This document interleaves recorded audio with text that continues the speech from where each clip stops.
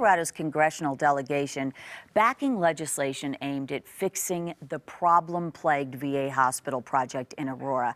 And Representative Mike Coffman is the main sponsor of the House version of the bill, while Senators Michael Bennet and Cory Gardner are co-sponsoring the Senate bill. So Congressman Coffman is here in studio this morning to talk about the legislation. Thank you for making a little bit of time for us, because obviously to us here in Colorado, this is a major issue, and we've watched it unfold.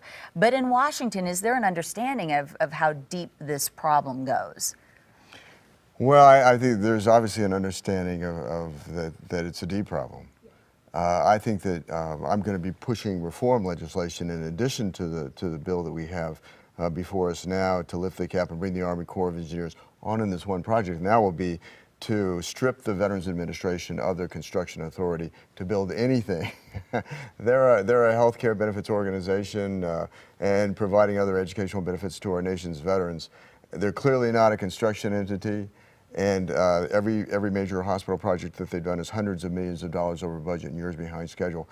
So my legislation follow-on bill will bring the Army Corps of Engineers, who will build similar projects for the Department of Defense on schedule, within budget, and then they will take the responsibility for building any future projects. And they will take over this project.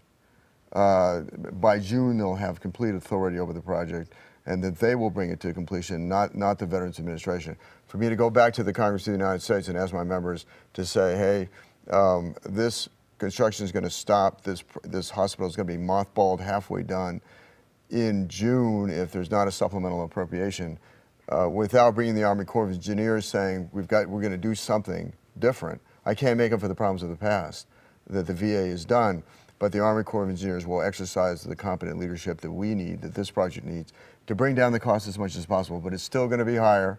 The authorized spending is no more than $800 million when the hospital was initiated. Now it's this cap will lift it to $1.1 billion, and so it's going to be a tough pill for them to swallow. But I think the cost will be a lot more if we mothball the project and come in down the road and try and finish it. It will be even more expensive. Create even more problems, too.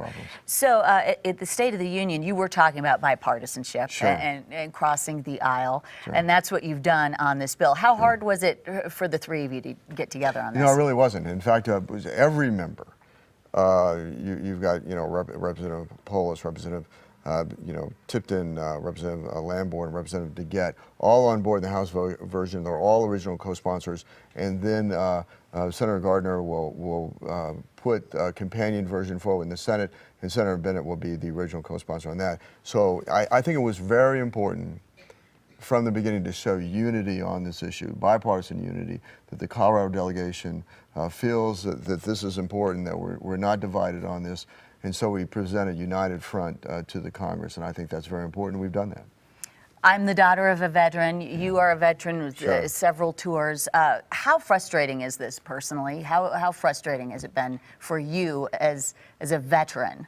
It's offensive to me as a veteran. It's offensive to me as a taxpayer.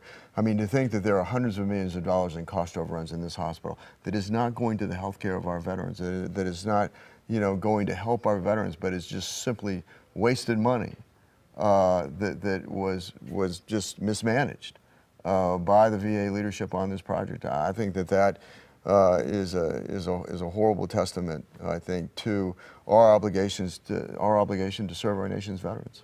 Congressman, good to see you. Thank you so much. Thank you for coming in. I know you got another meeting to head to right now. Kirk?